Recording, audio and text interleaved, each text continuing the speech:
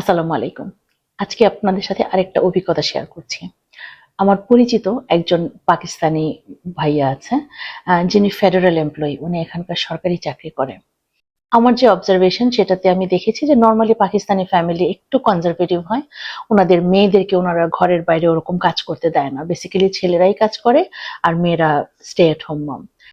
So এই পাকিস্তানি ভাইয়া উনি তো নিজে ফেডারেল এমপ্লয়ি, উনি তো সরকারি চাকরি করে আইটিতে। তো উনি শেয়ার করছিল যে উনি ওনার ওয়াইফের জন্য একটা বিজনেস কিনেছেন। আম, তো ওনার ওয়াইফ শুরুতে রাজি ছিলেন না, কিন্তু পরে রাজি হয়েছে। উনার রিজনটা আমাকে খুব মুগ্ধ করেছে। স্পেশালি আমার যেরকম অভিজ্ঞতা সেখান থেকে একটু ডিফারেন্ট।